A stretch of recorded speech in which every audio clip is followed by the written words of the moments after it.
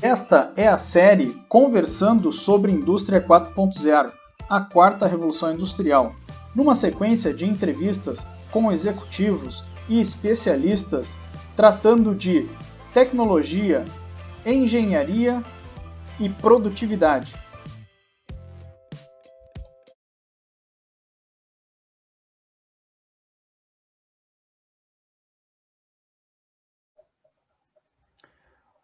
Olá! Hoje vou conversar com Oberdan Nogueira neste ciclo de entrevistas com executivos desta segunda série. Oberdan Nogueira é docente da Universidade Federal do Rio Grande, mestre em engenharia oceânica com ênfase em confiabilidade de equipamentos navais e oceânicos. É doutor em engenharia com ênfase em eficiência energética de sistemas de refrigeração industrial. Tem sólida experiência nas áreas de gestão da manutenção, engenharia de manutenção e confiabilidade, planejamento e controle da manutenção, além de engenharia de lubrificação, com diagnóstico de equipamentos por análise de lubrificantes e videoscopia. Tem vivência em assistência técnica em aplicação de lubrificantes e diagnóstico de equipamentos nas áreas industrial, automotiva e naval, coordenação de equipes e vendas técnicas de lubrificante. Também coordenador científico do projeto de engenharia de manutenção da coordenação de frotas de embarcações da FURG. Oberdan, eu te agradeço o aceite desse convite, de participar desse ciclo de entrevistas, né, onde a gente está conversando em temas de tecnologia, de engenharia, de produtividade, né? Então, eu desde já te agradeço, né? Nós vamos estar discutindo hoje o tema gestão eficaz da lubrificação para aumento de produtividade, e eu acredito que é um tema muito relevante para a indústria, e te agradeço em nós estarmos conversando aqui, né, um pouco sobre esse tema que tem muito a ser explorado. Muito obrigado, Oberdan. Não, com certeza, Luciano. Eu que agradeço a oportunidade de estar participando dessa rodada de entrevistas aí. Para mim foi uma satisfação muito grande ter sido convidado aí, ter sido identificado, né, como um dos pontos aí focais para conversar contigo sobre esses diversos assuntos tão importantes para a área de produção, para a produtividade, e a lubrificação com certeza é um ponto chave para o sucesso das empresas, né? Estou à disposição. Se tu quiser que eu te responda aí, estamos juntos. Maravilha. Oberdan, quando a gente fala em indústria 4.0, em tecnologia, engenharia, produtividade, eu tenho observado que dificilmente o tema lubrificação em si ele vem à tona. Mas eu acredito que a lubrificação é um dos pilares importantes para a produtividade, conforme tu mesmo me comentasses anteriormente. Então, eu queria primeiro, assim, como uma questão inicial, que tu posicionasse a lubrificação para a indústria, né, e a sua importância. Como é que é a lubrificação para a indústria?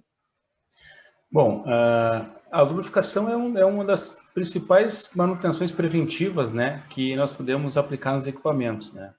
É difícil hoje você imaginar um equipamento que não tem algum item lubrificável. Seja um motor, seja uma redutora, um rolamento, né, que é um dos grandes elementos mecânicos aí que a gente encontra na grande maioria dos equipamentos, na grande maioria das empresas, consequentemente, todos eles acabam passando por algum processo de lubrificação, né? Geralmente a lubrificação, ela, dependendo do segmento da empresa, ela acaba sendo meio que deixada de lado, né? Nós vemos algumas empresas, é muito comum nas empresas, às vezes o pessoal contrata aí um estagiário técnico mecânico ou um estagiário e com nem formação técnica ainda, o gurizão lá entra na empresa e a primeira atividade que ele vai desenvolver no estágio, o pessoal dá uma bomba graxeira para ele e, bom, agora tem o lubrificador, vai lubrificar.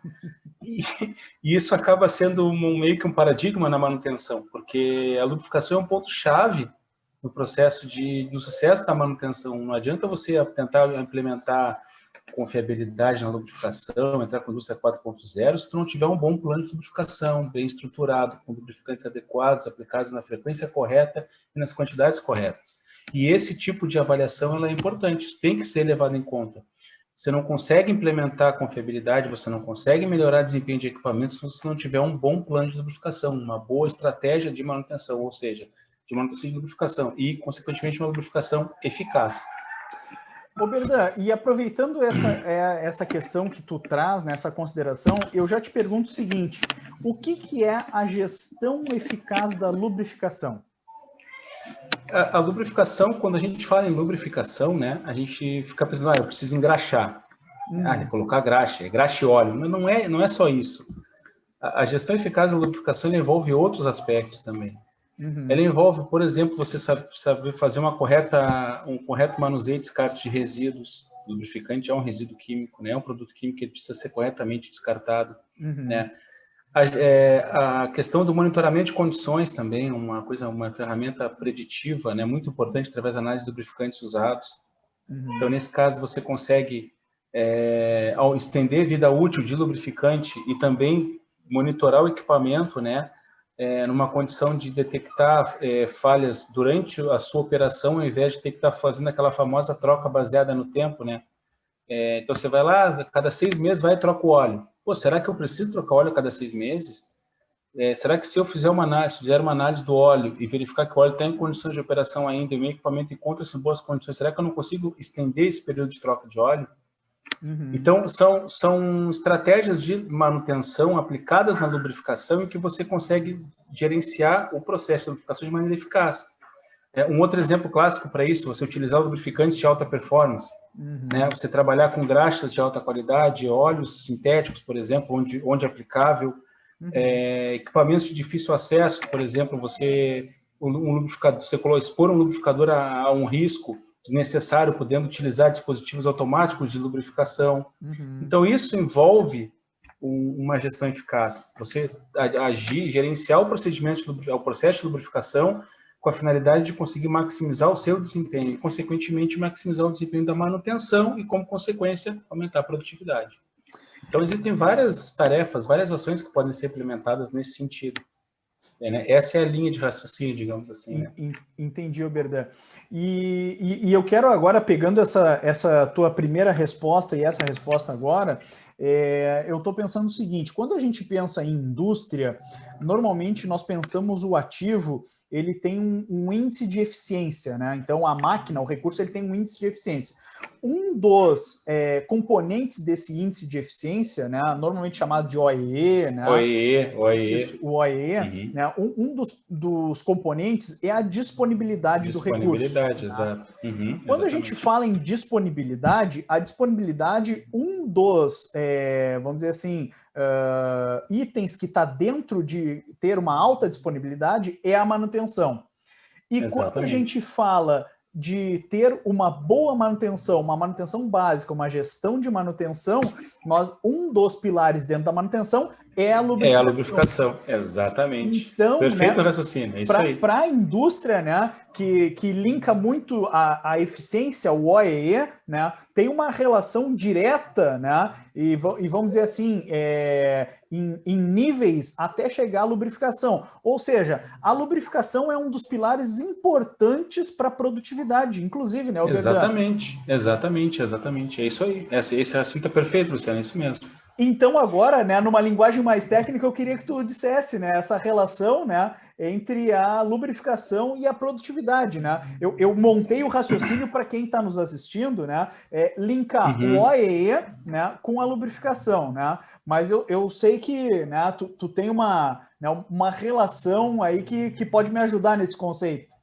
Exatamente. Não, foi muito bem colocado, Luciano. Assim, só para exemplificar, né, o quão importante a lubrificação é num processo de desempenho e de disponibilidade na manutenção. A gente falando de rolamentos, por exemplo, tá? Alguns estudos mostram que em torno de 70% das falhas de rolamento estão relacionadas à contaminação no rolamento. Tá? Essa contaminação, ela pode ser contaminação por poeira, contaminação por água ou alguma contaminação devido a um procedimento de lubrificação. Tá? A lubrificação, falando em sistemas hidráulicos, 2/3 das falhas que ocorrem em sistemas hidráulicos são por contaminação no óleo.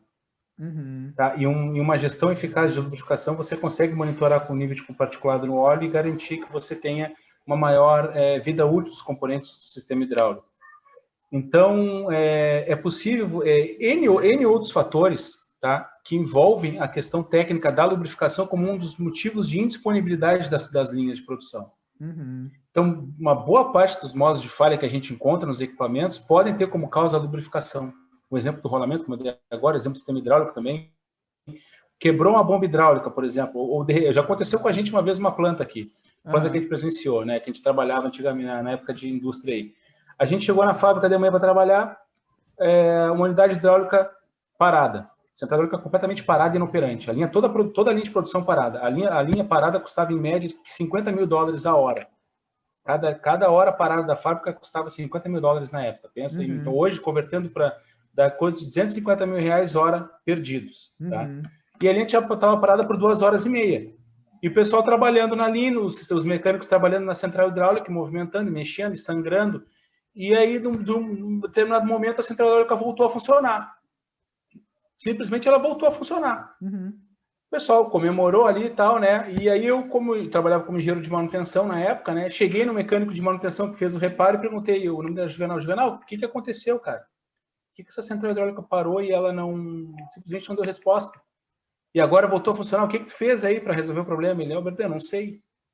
Ela simplesmente voltou. A gente foi investigar o porquê do problema. O engenheiro de manutenção tem que investigar a causa. A gente investigou que o problema naquela central hidráulica era o nível de particulado elevado no óleo hidráulico. Ela tinha uma bomba de vazão variável, de palhetas, e essa bomba ela tinha um elemento proporcional no controle de vazão dela que travou em função de uma partícula que acabou ingressando nesse elemento. E pela movimentação do óleo, pelas ações que os mecânicos desenvolveram, ela destravou e seguiu operando. Então, aí, esse é um exemplo claro do impacto da lubrificação na disponibilidade do equipamento. N outros exemplos, uma quebra de um rolamento de um sistema de uma ventilação, de uma fundição, por exemplo. Se quebrou o rolamento, você parou com a ventilação, você para limpar a fundição. E aí você vai dizer que quebrou por causa da lubrificação.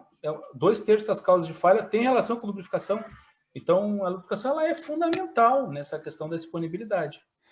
Essa é uma informação interessante. Esses exemplos te ajudaram aí a esclarecer isso. Muito, muito. E até essa informação que tu traz, que 2/3, né, de falhas, né, podem ter causas de são alguns estudos, né?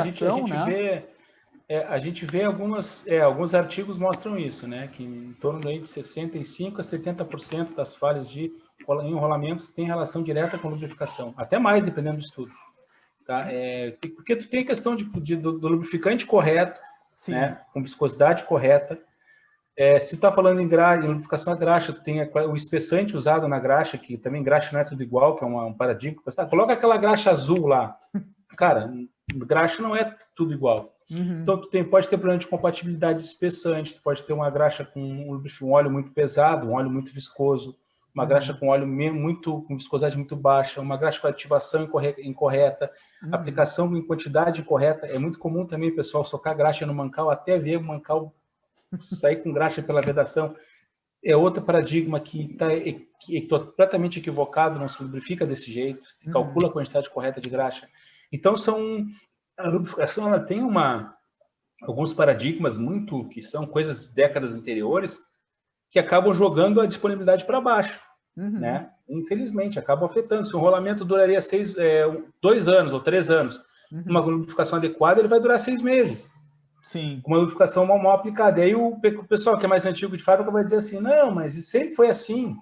Seu rolamento sempre durou 6 meses, mas por que tu sempre fez errado? Tá entendendo o raciocínio? Então, tem muita quebra de paradigma na lubrificação. Sim. Filtros também, troca de filtros, é outro grande paradigma na manutenção, na lubrificação também. E agora, tu falando, né, Oberdan, eu fico imaginando, nem sempre a indústria e as empresas fazem essa conta de quanto custa a linha produtiva parada, né? Qual é o custo de linha produtiva parada? Tu pode pensar ela parou por falha no rolamento, por uma falha de manutenção, etc., né? Mas quantificar o quanto custa isso, né? E tu traz uma provocação. Gestores, quanto custa uma linha parada? E outra coisa também, Oberdan, que eu né, me deu um insight agora, pensar nessa questão de a lubrificação correta, pensar na frequência correta, na quantidade correta, né? Seguir o procedimento de lubrificação, tu pode estender a vida útil de um rolamento. Mas Sim, agora exatamente. vamos pensar numa indústria que tenha muitos ativos, né? E que esses ativos seja não só o valor do rolamento seja um valor elevado, mas a parada para trocar o rolamento seja também elevado.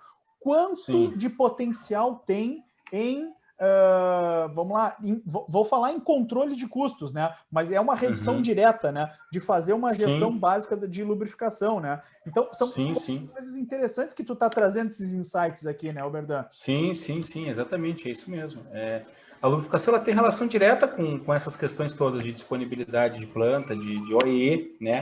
Que é o númerozinho que o gerente está mais preocupado. Como é que está o OEE? Só que tem que ver que um dos 3 índices do OEE é a disponibilidade. E para ter uma alta disponibilidade, tem que ter uma lubrificação eficaz. Então, esse é o raciocínio, né? Que a gente tem que sempre ter na cabeça para entender esse processo todo, né? Eu penso agora, Oberdan, quem está nos assistindo, diretores e gestores, primeiro vão fazer amanhã na planta a pergunta qual é a OE do gargalo. E aí vão ver lá quais são as principais paradas. E se for manutenção, vão perguntar como é que é o plano de manutenção e de lubrificação. Exatamente. Né? Exatamente. Ainda mais com Como é esse que está número esse que tu plano? traz aqui, né? Que 2/3 Não, é mas é problema de verdade, manutenção, né? é verdade. A lubrificação de rolamentos é existe toda uma tecnologia por trás. Se você entrar hoje num site da SKF, da NSK, você vai ver que são os dois principais fabricantes, você vai ver que tem muita ciência por trás da lubrificação. Né? Então, o pessoal, além disso, né, associado a esse conhecimento do fabricante do rolamento, associado com o conhecimento do fabricante de lubrificantes, quando isso se junta, o potencial de ganhos é absurdo, é muito grande. Na época que a gente trabalhava com a ciência técnica, a gente fazia muito trabalho assim.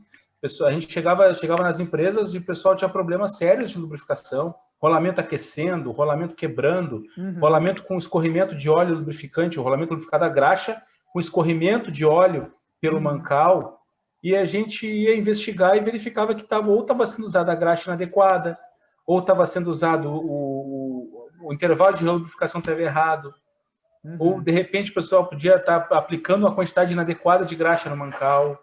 Sim. Então as soluções dos problemas, elas não eram soluções complexas.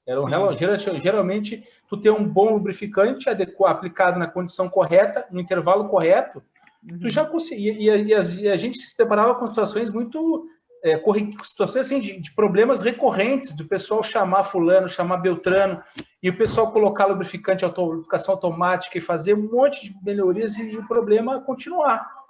Então, muitas vezes não é só tu aplicar o lubrificante sintético, um lubrificante mais caro para resolver um problema, é tu aplicar o lubrificante certo. Sim. Né? Não existe lubrificante ruim, existe lubrificante mal especificado. Qualquer lubrificante tem o seu papel. Sim. Eu sempre falo, comento em aula, quando eu dou aula de lubrificação com o pessoal, quando a gente ministra os cursos aí que a gente tem realizado.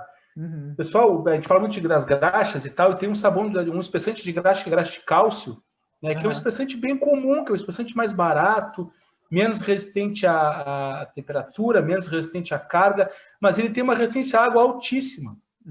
Aí o pessoal, mas a graxa de cálcio, não, a graxa de cálcio para uma aplicação que não tem a carga, não tem temperatura, não tem e só tem a água, cara, é a melhor graxa, é o melhor espessante que tu pode usar. Então não queima o filme da graxa de cálcio, deixa ela ter o seu papel importante. Todos eles têm, só tem que ser bem aplicado. Sim. Então tem toda essa questão da aplicação da técnica do lubrificante aplicado corretamente, o lubrificante certo, equipamento certo, né? Na quantidade correta e na frequência adequada. Eu acho que por aí tu já tem um bom começo. Eu tô gostando dessa nossa conversa, porque eu já tive do lado da indústria também, né? Já fui da área de produção, né? Já tive na área de produção e é um assunto extremamente importante. E eu queria clarificar aqui, né, melhor, quando a gente fala em OEE, o OEE é um índice de eficiência. Qual é a relação do OEE com a produtividade?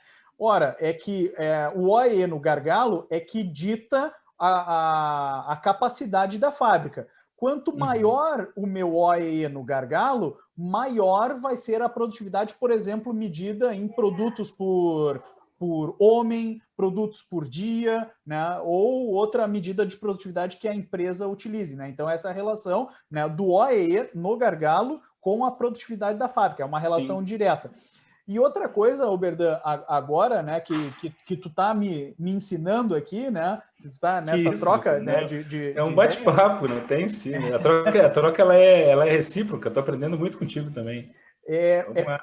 Por exemplo, eu tenho os insights e vou montando para validar contigo aqui, né? Não, vamos lá, vamos, todas até agora estão bem coerentes, cara. Não, vamos então pro próximo bom. aí. Então tá bom.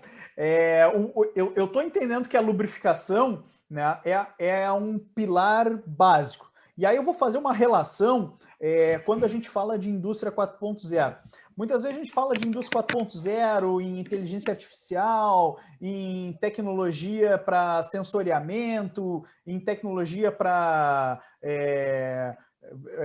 a questão de controles de chão de fábrica, eletrônicos, né? Então a gente fala de tecnologias, né, relativamente um pouco mais avançadas, mas quando a empresa assim, eu fui numa palestra de indústria 4.0, quero colocar os conceitos de indústria 4.0 aqui, porque o fabricante lá do sensor, do CLP, disse que, cara, quem não tiver na indústria 4.0, né, não vai ser competitivo. Aí o diretor vem e diz, eu preciso estar na indústria 4.0, mas tu olha na fábrica, não tem nem 5S. Tu olha na fábrica, não tem nem procedimento operacional padrão para o operador, né? Tu olha na fábrica, tem questões básicas, não tem fluxo produtivo, não tem gestão visual, né?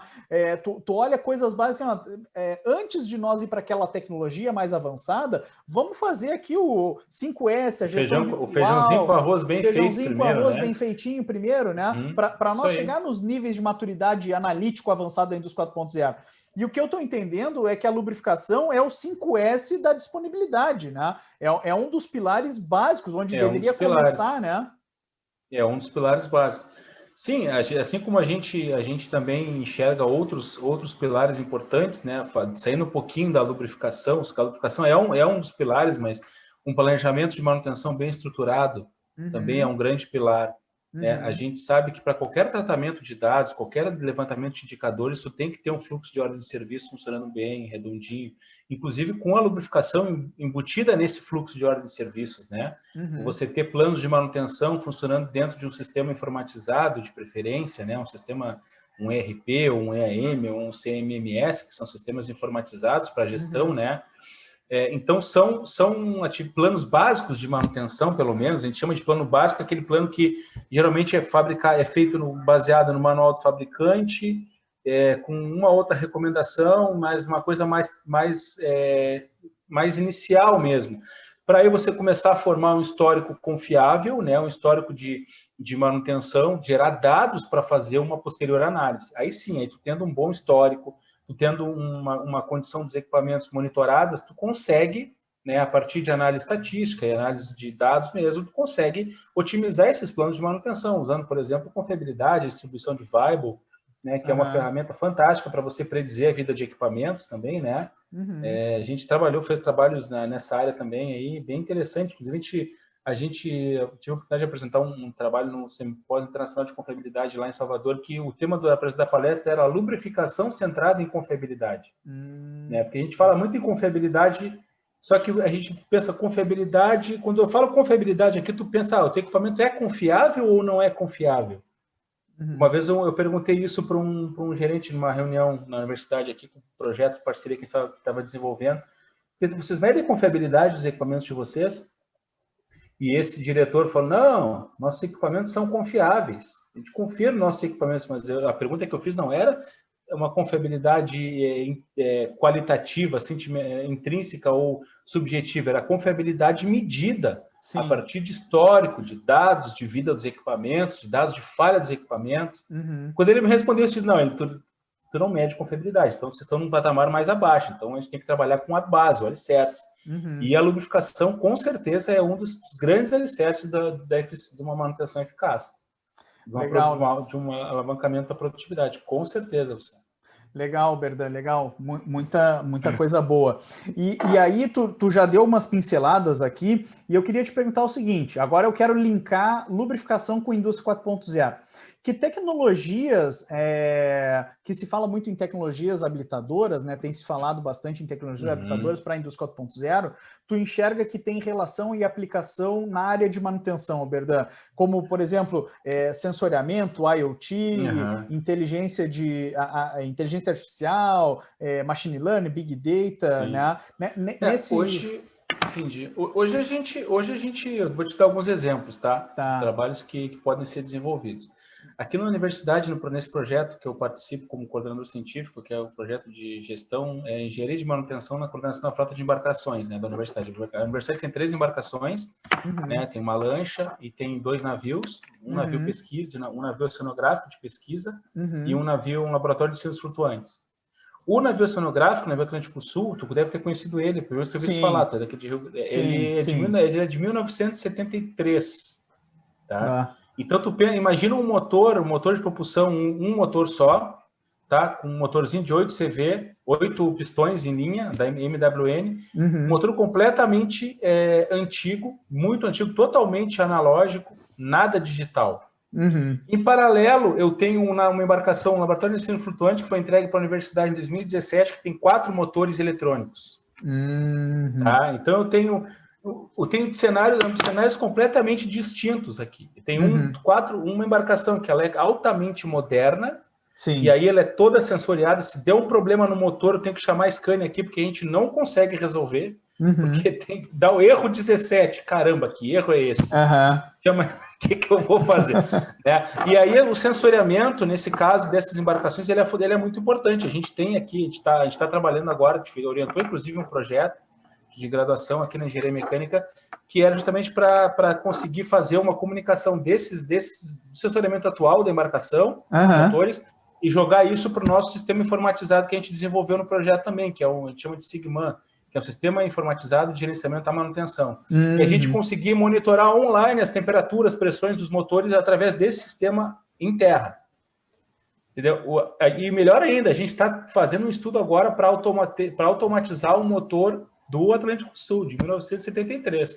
Nós estamos orçando agora a instalação de termopares para medir a temperatura de queima dos 8 cabeçotes, temperatura do óleo e tal, e nós vamos também fazer o mesmo sistema, com conexão via Bluetooth para um computador e conexão via internet para monitorar via Sigma, que é o nosso sistema informatizado. Então a gente vai entrar no Sigma e vai conseguir monitorar a embarcação, os motores da embarcação onde ela estiver. E a importância disso, Oberdan, ter esse monitoramento? Confiabilidade, né? Fico imaginando uma embarcação que nem o Atlântico Sul, 1973, motor com um eixo, uma linha de eixo só, um motor de propulsão. Se esse motor falhar, a embarcação vai ficar à deriva. Entende? E cheio com pesquisadores, com alunos.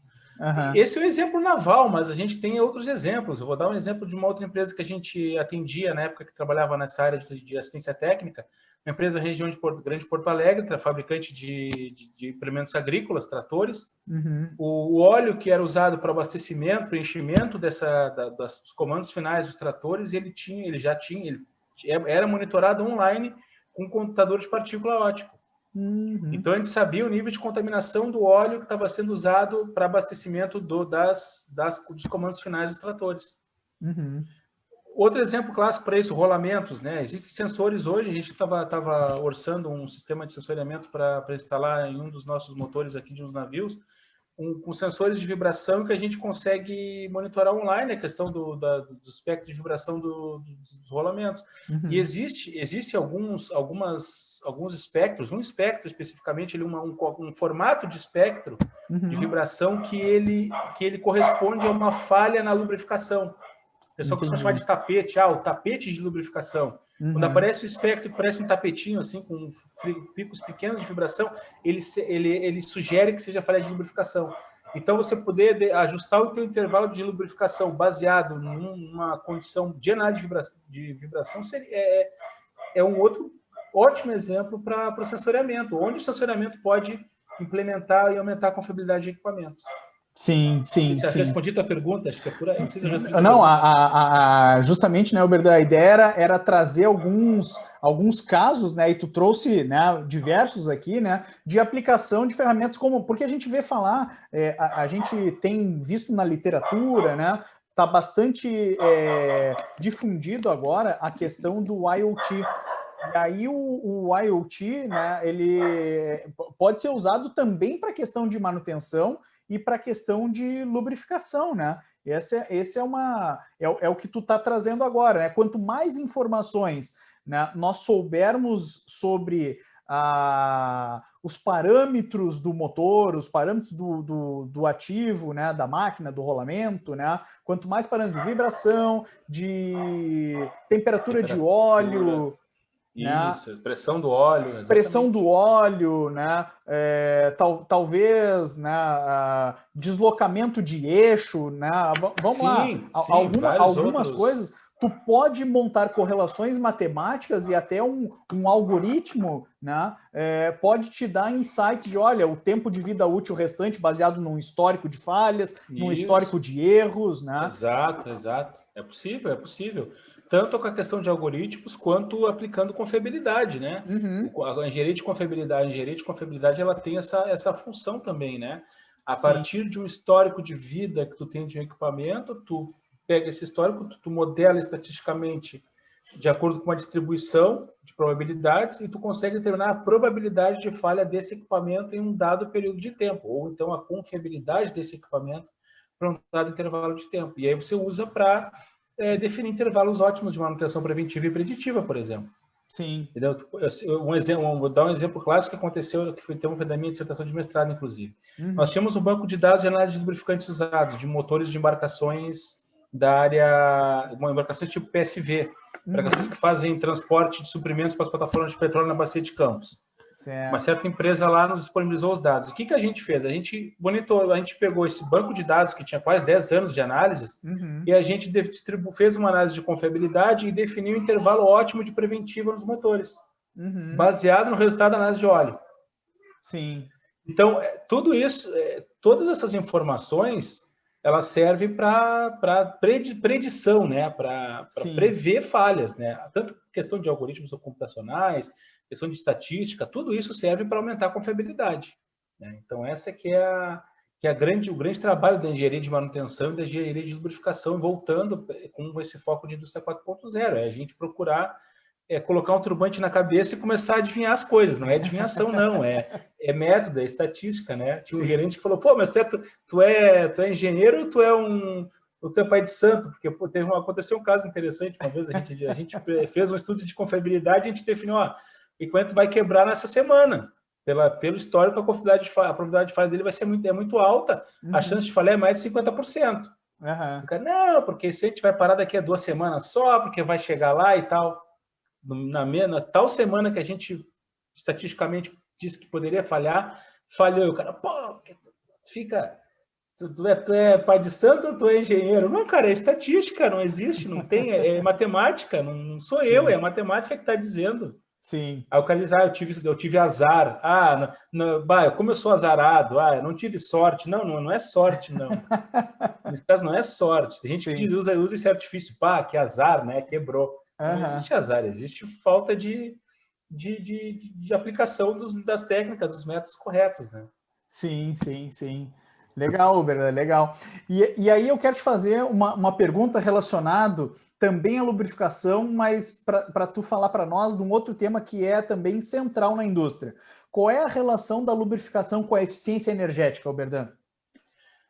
É interessante essa pergunta, Luciano. Existem algumas situações de aplicações específicas de lubrificantes em que você consegue reduzir desgaste, reduzir atrito mecânico, né? Reduzir atrito nos elementos e consegue estender um pouquinho a questão de eficiência energética. Um exemplo claro para isso é alguns óleos sintéticos específicos para aplicação em caixas redutores industriais. Existem alguns estudos também, né? Estudos de fabricantes de lubrificantes, né?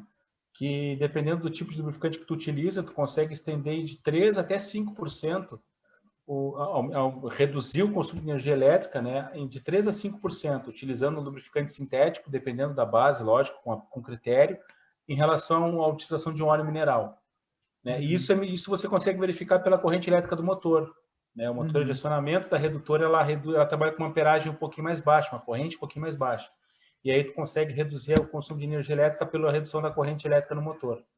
O lubrificante, tendo um atrito, ele reduz o atrito mecânico, o contato metal-metal, ele já serve para isso, logicamente. Sim. Mas no lubrificante de alta performance, ele consegue reduzir esse atrito, melhorar a questão da redução do atrito, e com esse atrito reduzido, ele consegue ter um menor contato metal-metal e, consequentemente, consegue trabalhar mais leve.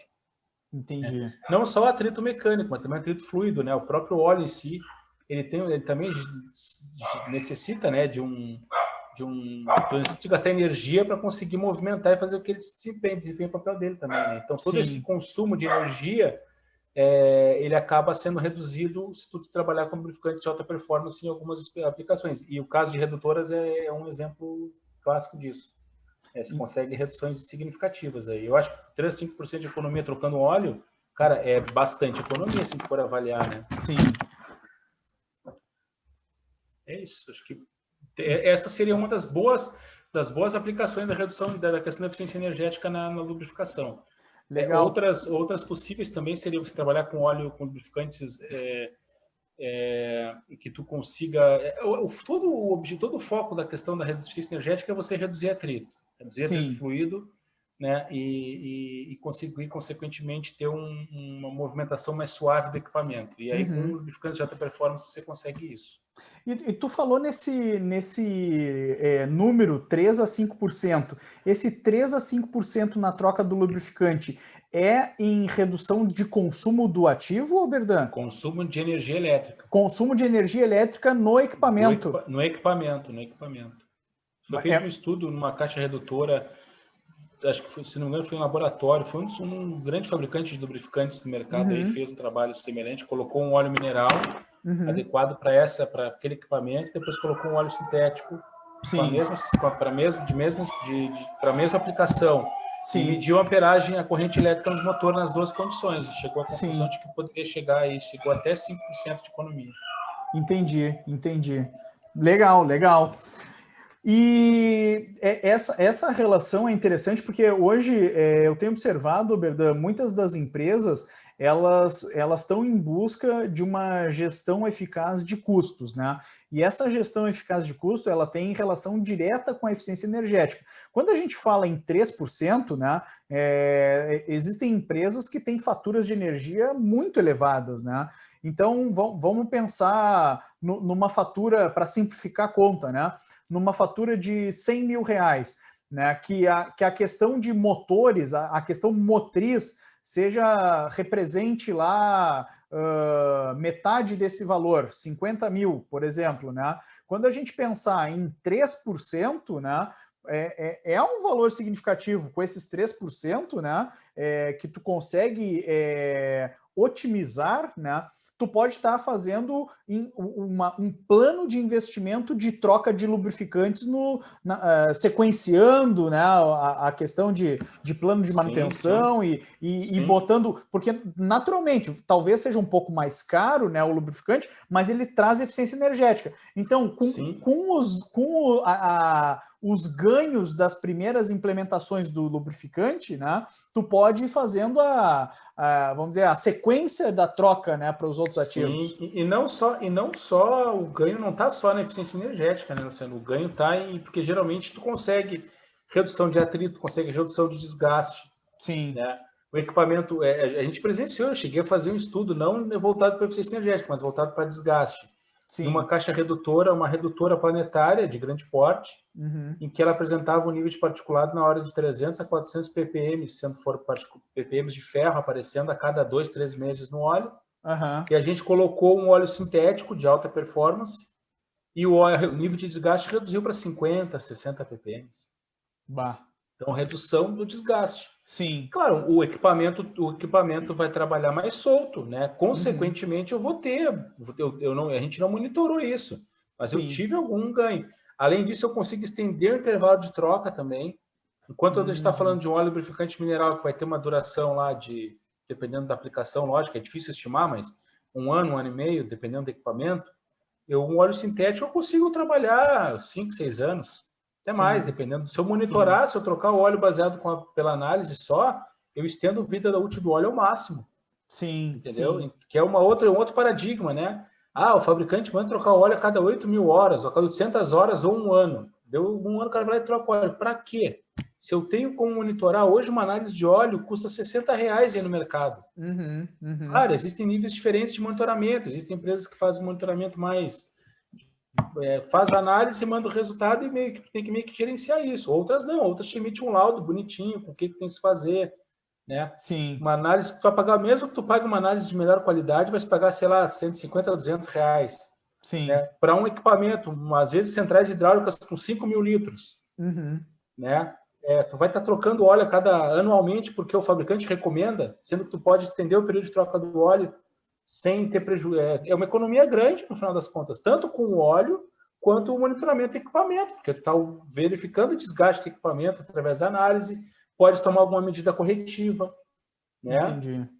Então, são várias estratégias que podem ser utilizadas, né? A lubrificação é aquilo que eu falei, existem muitos paradigmas na lubrificação que, que tem que ser quebrados, né? Que tem que Uhum. ser quebrados, que aquele negócio sempre foi feito assim, deu certo. Não Aham. é que deu certo, funcionou, mas por que não melhorar o que vinha dando certo, entre aspas? Sim, sim, Entendeu? sim, maravilha. E, ô Berdan, a gestão da lubrificação, ela serve para todas as indústrias e para todos os equipamentos? Lubrificáveis, sim. Uhum. Lubrificáveis, sim. Entendi. A grande maioria dos equipamentos rotativos, né, são Sim, lubrificáveis, né? Eu acredito que só vasos de pressão talvez não tenha lubrificação, né? Mas sim. sim, assim como a gente gerencia, tem que ter indicadores de desempenho na manutenção, a gente também tem que ter indicadores de desempenho na lubrificação.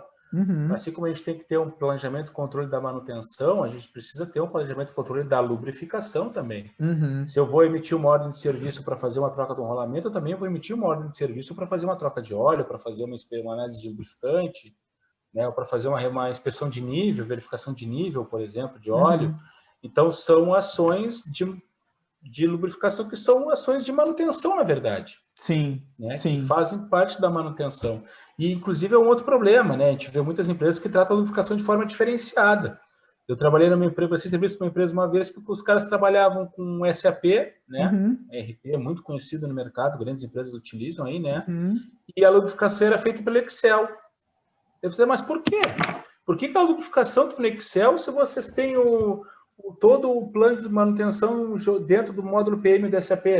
Ah, porque a lubrificação tem que... Ah, porque não... Não, peraí, vamos colocar tudo dentro do SAP também, cara. E a gente Legal. fez todo um trabalho de implementação no SAP, porque o pessoal trata diferente, tem empresas que tratam diferente a lubrificação. E não Aham. deveriam. Não Sim, deveriam. É um sim. erro. Legal, Berdan. Acho que isso também traz uma questão de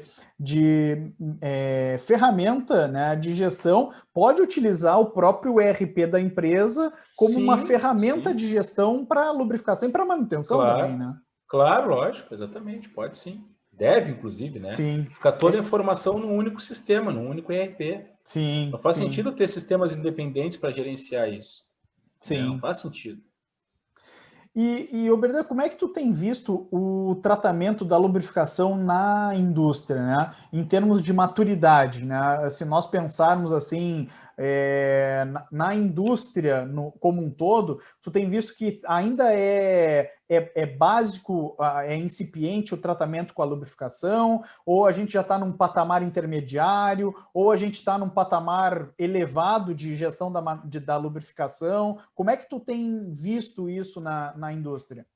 Eu acho que essa é uma pergunta interessante, Luciano, porque assim, isso varia de segmento para segmento. Legal. Tá? E geralmente o segmento que mais valoriza a lubrificação é aquele segmento em que o tempo de máquina parada custa mais caro. Uhum. Né? Aquela empresa, que nem eu comentei contigo, que a hora parada custa $50.000, o cara com certeza se preocupa com lubrificação. Porque ele sabe que se ele perder meia hora por causa de um vazamento de óleo ou por causa de uma necessidade de uma troca, de uma relubrificação de um equipamento de difícil acesso, ele sabe que ele vai perder $25.000 se ele Uhum. parar por meia hora. Então, esse cara se preocupa com isso. Agora, tem outros segmentos de empresa que não tem essa preocupação. Eu faço vários trabalhos em projetos junto às indústrias e eu posso dar um exemplo clássico aqui de uma empresa aqui na região Uhum. que o pessoal utilizava não tinha critério nenhum para lubrificação. Né? O Uhum. pessoal usava o óleo mais barato, a graxa mais barata, sem sequer ter um plano de lubrificação adequado para os equipamentos de terraplanagem, né? Sim. Nesse caso. Então, o pessoal realmente não tinha nenhuma preocupação e que os equipamentos viviam dando problema. Era pino de cilindro hidráulico quebrando a todo momento, era vazamento de óleo hidráulico, era um caos, assim. Um outro exemplo muito clássico que a gente vivenciou, isso aí também foi uma coisa muito real. Eu cheguei a fazer um atendimento com uma mineradora de ouro, Uhum. interessante processo, inclusive. Mineradora de ouro, extraiu ouro do subsolo, Uhum. né? E o pessoal, e os equipamentos, os principais equipamentos de mina para eles eram as cavadeiras, né? As caçambas, e Uhum. um equipamento chamado de scaler, que é um equipamento que serve para bater a abelha, é tipo um martelete. E Uhum. quando a rocha detona e não quebra totalmente, ele vai lá e cutuca a rocha, bate na rocha até a rocha quebrar. Uhum. E sabe como é que os caras faziam a lubrificação desses equipamentos? Ao invés de eles usarem um óleo para o motor, um óleo para o hidráulico, um óleo para o comando final, um óleo para a caixa, não, eles botavam óleo de motor em tudo. Uhum. Vamos facilitar a vida do lubrificador, vamos colocar óleo de motor em todos os elementos. Então o cara usava óleo de motor no hidráulico, na reversão, na redutora, no comando final e no motor. Cara, era um caos, porque o pessoal toda hora com problema de vazamento, rompimento de mangote hidráulico, Uhum. redutora quebrando, reversora quebrando. Eles perdiam milhões de reais por conta de mina parada em função principalmente por causa do scaler, que o scaler era o gargalo deles, né? Eles Uhum. tinham poucos scalers. Então, Sim. teve uma vez que a gente fez uma interessante, eu conto te contar a história, deve ter reparado, né, Luciano? Uma vez a gente fez uma videoscopia, né, que é uma inspeção por videoscópio, né, como se fosse uma endoscopia numa condição médica, né? Você introduz uma sonda, uma Uhum. câmera de alta resolução no interior do equipamento. A gente fez uma videoscopia no motor de combustão interna do scaler, que o movimento desses equipamentos eram todos através de motores de combustão. Uhum. E a gente detectou que o motor estava em alto nível de degradação pela inspeção, estava com problema de análise de óleo, já tinha evidenciado que tinha problema de desgaste interno, de anéis, desgaste de camisa, pistão, o motor estava realmente com sérios problemas. E a Uhum. gente fez a inspeção e constatou visualmente, internamente no motor, que ele precisava de uma manutenção. E o pessoal da mina resolveu que não ia parar o scaler. Deu 2 semanas depois, o motor quebrou. Bah. E aí, cara, foi um prejuízo de quase 2 milhões de reais, em termos de redução de produtividade da mina, porque não tinha um scaler. Bah. Né? Então, cara, mas é isso, claro, considerando perda de produção também, né, Luciano? Porque Sim, eles sim, precisaram diminuir a velocidade de produção de ouro, e claro, como o ouro custa muito caro, sim. né, qualquer grama a menos, sei lá, 100 gramas a menos que tu produza, já vai dar um baita impacto. Sim. Então, são exemplos clássicos de gestão da lubrificação mal feita. Uhum. O cara se preocupa, não, eu vou facilitar para o lubrificador. Eu vou dar uma bombona de óleo para ele usar e ele vai usar em tudo. Cara, o lubrificador está feliz da vida, mas a planta inteira está no caos. Sim. Né? É muito comum. Uma outra empresa aqui de Rio Grande, agora é aqui de Rio Grande, Uhum. o lubrificador, a gente deu um treinamento na empresa e o lubrificador chegou e falou assim, não, verdade, aqui a gente usa uma graxa para tudo. O lubrificador falou isso, um lubrificador Uhum. antigo de fábrica, de empresa, coisa de 20 e poucos anos de empresa. Tá, mas por quê? Falando, não, porque é mais fácil para mim. Eu levo uma bomba graxeira e lubrifico tudo. O cara lubrificava cabo de aço, rolamento, pino de articulação de sistema hidráulico, tudo com a mesma graxa, cara. Isso são aplicações completamente diferentes. Sim. E o cara usava a mesma graxa em tudo. Vivia dando problema. Cabo de aço não durava mais que 6 meses na Sim. empresa. Né? Sim. Então, são coisas que a gente sempre fez assim, lógico, tá gastando dinheiro, jogando dinheiro pela janela, né? Sim, sim, sim, sim. Então, Quando a gente começa a correlacionar, né, a aplicação correta, né, do lubrificante com o custo da não aplicação correta, começa a ser interessante e pensar sim, em utilizar a aplicação adequada, né? sim, exatamente. E Oberdan, eu quero te perguntar o seguinte, né? Dentro dessa linha, quais são as oportunidades que tu enxerga nesse campo da lubrificação? O que tu visualiza, né, como oportunidades nessa área? Eu acho assim, eu acho que eu acho que o principal a se fazer digamos assim, numa oportunidade para adequação da lubrificação é ela ter um bom plano de lubrificação. Uhum. Esse é o principal ponto de partida para quando você pretende melhorar o nível de produtividade. Tu ter uma boa lubrificação com um plano bem feito. Uhum. O lubrificante correto, com a quantidade adequada, aplicada pelo método adequado, né, e no intervalo, na frequência correta. Eu acho que isso é fundamental. Se tu não tiver isso garantido, tu não vai conseguir evoluir para um uso de confiabilidade, um uso de indústria 4.0, tem que ter essa base bem feita. Uhum. Tá? E uma oportunidade grande é realmente dar a importância para a lubrificação, a importância que ela merece, né, pelas empresas. Né? Óleo não é tudo igual, graxa não é tudo igual, óleo de motor, põe o 1540 aí, tá, mas qual? É o API-SL, é o API-SN, é o sintético, é o semissintético, é o mineral. Qual óleo? Até mesmo dentro de óleos de mesma especificação, vocês têm classificações diferentes. Eu posso ter um óleo, é que nem quando você tem um aluno que passa com nota 10, aluno que passa com nota 5, passando no exame, arranhando ali, né? Os dois passaram, mas um tem um desempenho melhor que o outro em algumas características. Eu já cheguei a fazer trabalho de aplicação de lubrificante que a gente trocava óleos de mesma especificação. Óleo hidráulico de HLP 68, a gente trocou de um por outro e o que a gente colocou teve um desempenho melhor do que o anterior. Porque para aquela condição específica de operação, aquele óleo tinha um desempenho melhor, mesmo os dois tendo a mesma especificação. Então, a lubrificação não é uma coisa assim, tipo, coloca o óleo 1540 aí. O hidráulico 68, põe o hidráulico 68. Falou 68, a pessoa já associa com o hidráulico, né? É o 68. Não, mas peraí, tem vários tipos de óleo hidráulico. Tem óleo hidráulico com melhorador de índice de viscosidade, tem óleo hidráulico com aditivação adequado para trabalhar com elementos à base de prata, que é isento de zinco. Tem óleo hidráulico para trabalhar em sistemas hidráulicos resistentes à chama, que trabalha com óleos de base anidra. Tem óleo hidráulico para trabalhar com indústria alimentícia. Cara, tem uma infinidade de fluidos diferentes, de lubrificantes diferentes, de bases sintéticas ou bases minerais diferentes. Então, não dá para sair generalizando a lubrificação. Né? A oportunidade, por isso que eu falo, o principal é o quê? Ter um bom plano. Começa com um bom plano de lubrificação. Depois começa a trabalhar com preditiva, com análise de vibração, com videoscopia, com análise de óleo. Aí tu consegue melhorar e consegue gerar histórico e consegue aprimorar os planos. E aí isso é uma evolução contínua, né? Aí você roda o PDCA e vai evoluindo, evoluindo, evoluindo. Legal. E Oberdan, agora uma pergunta, já estou me encaminhando para as finalizações aqui, né? Oh, que pena, tá bom o papo, cara. Pois é, tu sabe que eu para mim, tem muita novidade aqui essa área de lubrificação, né?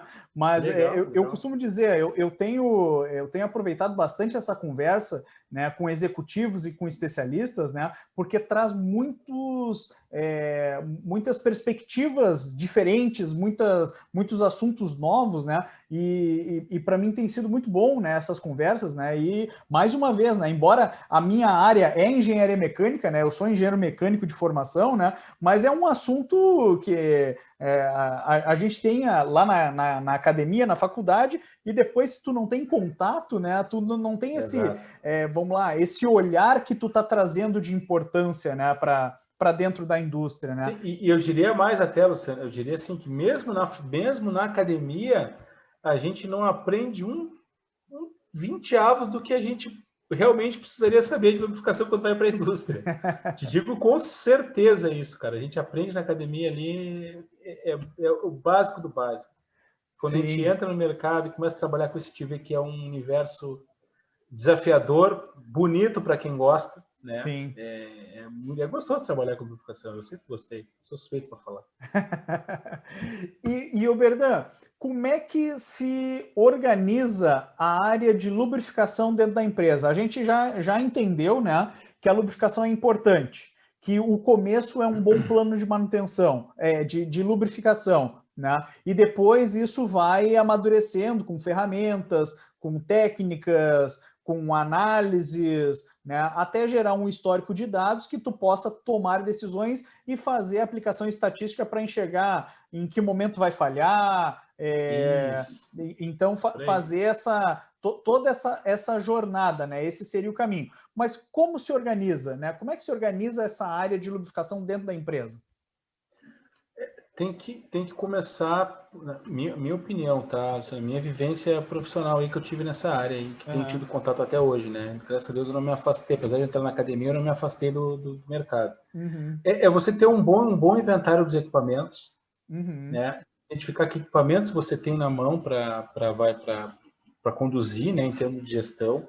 Identificar quais são as necessidades que esses equipamentos têm de lubrificantes, né, de necessidades de manutenção como um todo, né, a lubrificação faz parte disso, Sim. né, e aí começar a estruturar de alguma forma, pelo menos assim, se eu não tenho nada de preventiva, nada de manutenção, pelo menos fazer o que o fabricante recomenda que seja feito. Uhum. A gente sabe eu costumo falar muito isso em aula, que se eu tenho, por exemplo, duas bombas, né, Uhum. são duas bombas idênticas, e elas trabalham e uma é reserva da outra, uma stand-by da outra, não necessariamente eu vou ter a mesma estratégia de manutenção para as duas. Uhum. Eu posso, uma trabalhando 100% do tempo, a outra parada, esperando quando uma quebrar a outra entrar, e de repente, para que está rodando 100%, eu vou fazer análise de vibração, Sim. vou fazer inspeção. Agora, para que está parado, eu não consigo fazer análise de vibração nem como está parado. Uhum. Então, daqui a Uhum. pouco, eu vou fazer testes periódicos nessa bomba, vou fazer inspeções, revisões. Né? Então, a estratégia de manutenção ela pode ser diferente para um mesmo equipamento Sim. idêntico ao outro. Claro que isso eu tenho só que para eu fazer essa análise, eu preciso saber a condição real do equipamento na minha planta. Se Sim. eu não tenho isso, pelo menos ter um bom fazer, o que o fabricante recomenda que seja necessário se fazer. Uhum. Eu diria assim, é o primeiro passo. Identificação do inventário, verifica quais são as necessidades que o equipamento tem, de acordo com a recomendação do fabricante, estrutura um plano de manutenção básico, baseado no que o fabricante recomenda, e Uhum. começa a rodar esse plano. Uhum. E aí no rodar o plano, você vai começar a identificar que algumas particularidades que o teu equipamento tem que o fabricante não previu, e que tu Sim. precisa incrementar. Aí tu vai entrar com uma análise de óleo, tu vai entrar com uma inspeção, vai entrar com uma videoscopia, eventualmente, uma termografia, que são métodos de técnicas de inspeção de manutenção preditiva que podem ser aplicados em equipamentos também. Uhum. Termografia é muito usada na parte elétrica, mas deve ter um campo enorme para se expandir na manutenção mecânica também.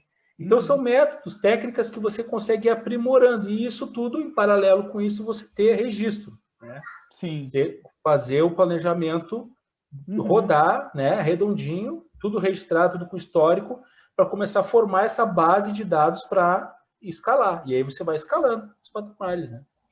Eu diria que é por aí. Entendi. Então, Oberdan, deixa eu ver se validar contigo de novo outra hipótese aqui, né? Vamos lá, vamos mais um. Outra Tá indo bem, construção, tá indo bem. outra construção aqui. Vamos lá. O ponto de partida é pelo menos fazer o que o fabricante recomenda e adotar uma estratégia de planejamento de lubrificação e de manutenção, né? Porque eles estão associados, né? Isso tu pode fazer com a tua própria equipe de manutenção que já atua na empresa. A tua própria equipe já pode fazer isso. Depois, quando tu for avançando nas questões de análise, né, nas questões mais técnicas, que é, como tu falou, a videoscopia, uma análise de vibração, ou até mesmo outras técnicas mais aprimoradas que nos dê mais informações, né? Não necessariamente tu precisa dominar essas tecnologias, tu pode estar contratando empresas, né, que fazem esses serviços, né, para trazer para dentro da tua planta. E aí o papel de um engenheiro de manutenção dentro da unidade é importante, né, Oberdan? Né? Sim, fundamental. Esse é o papel para fazer o link com o que é, né? Aquilo que é básico e a manutenção que tu já tens, ela pode exercer, ela pode ter ações, e aquilo que tu não tem domínio tecnológico, tu vai ter que buscar fora, né? Então, o papel do engenheiro de manutenção é importantíssimo, né? Eu estou entendendo. Com certeza, é muito importante. Inclusive, tem um outro ponto também que eu acabei não citando, né? É que geralmente quando as plantas estão em processo de implantação de programa de manutenção, geralmente você tem muitos problemas, né? A planta tem muitos problemas de disponibilidade, né? Sim. E aí entra uma outra frente, que é uma frente muito importante, que é a parte de análise de problemas críticos e crônicos, que é um trabalho específico do engenheiro de manutenção. Então, quais são aqueles problemas pontuais que a tua planta está vivenciando? Pode ser um problema crítico, que pode ser um problema que, se acontece o problema, tem grandes prejuízos, ou prejuízos tanto financeiros quanto ambientais ou de segurança, né? Sim. Como também problemas crônicos, que são aqueles problemas repetitivos, que são insistentes. Sim. Então, a eliminação desses problemas críticos e crônicos, junto com um bom plano, uma estruturação de um planejamento, de um plano de lubrificação e de manutenção, são fundamentais. Inclusive, foi a estratégia que a gente usou aqui no projeto de engenharia de manutenção na universidade. Uhum. Quando a gente assumiu aqui, desenvolvemos um projeto de extensão de engenharia de manutenção, a gente começou a se envolver com a manutenção aqui, não tinha absolutamente nada de manutenção preventiva. Uhum. E esses foram os primeiros passos que a gente plantou. A gente montamos os planos de manutenção e lubrificação baseados no que o manual do fabricante recomendava, atacamos os problemas críticos e crônicos com o estudo de engenharia e começamos a rodar planejamento. Foi isso que a gente fez. Hoje, quase 3 anos depois, a gente está num outro patamar de gestão. Sim. Hoje a gente já tem análise de óleo, a gente já tem videoscopia, a gente já tem termografia. Olha aí, cara, 3 anos dentro de uma universidade pública. Sim, sim. Tem 8 bolsistas trabalhando comigo, coisa que eu não tinha ninguém trabalhar. E é uma questão de aplicação, ajustar, maturidade e continuar rodando PDCA, como tu falou em algum momento da nossa conversa, exato. né? É método, né, Oberdan? É método. Puramente método. O conhecimento ele vem na consequência, porque se tu te envolve com o estudo, tu precisa aprender sobre aquilo. Sim. Mas ele vem naturalmente. Que maravilha. Né? Então, eu acho que a mensagem, né, importante, né, e eu estou fazendo, né, eu fiz várias validações, né, que bom que eu tô assertivo nas validações aqui contigo também, né, mas é a importância da lubrificação dentro do espectro de produtividade, né? Existe uma sequência para a gente aplicar as questões de tecnologia da lubrificação. E o segredo, né, que, vamos lá, talvez não seja um segredo, mas algo muito simples, é a aplicação de um método, escolher um método e seguir o método, né? Exatamente. E começar, exatamente. E gerar dados e começar. Né? Não adianta querer, né, ir para a inteligência artificial se não tem nenhum dado histórico, não vai conseguir fazer nenhum trabalho de predição, né? Exatamente, é isso aí. Legal, Oberdan. Oberdan, essa nossa conversa aqui foi muito boa, né? Eu com certeza, né? Tá boa demais. Eu vejo que tu é um, vamos dizer assim, um entusiasta, né, nessa questão de manutenção e lubrificação, né? E tu transmite muito bem isso, né? Tu tem uma forma bastante didática de transmitir todas essas questões, né?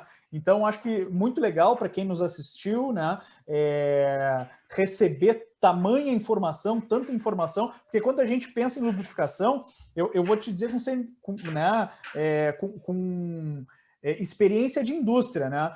Não pensava em 10% do que nós conversamos aqui agora, né? Quando estava lá do lado da indústria. Então, olha quanta coisa bacana a gente está levando para as pessoas que estão nos assistindo aqui, né? Insights e questão de lubrificação e da importância dela. Então, Oberdan, né, eu te agradeço muito o teu tempo, a tua disponibilidade. Que isso, sem agradecer não, estou à disposição. E por trazer, né, essa aula de lubrificação aqui para todos nós que estamos te assistindo aí. Muito obrigado, Oberdan.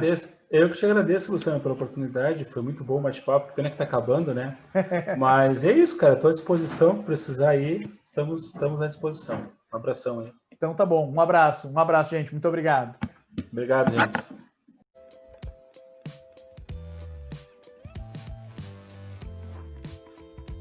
Confira a próxima entrevista. O link está aqui na descrição deste vídeo. Comente, compartilhe, curta e obrigado!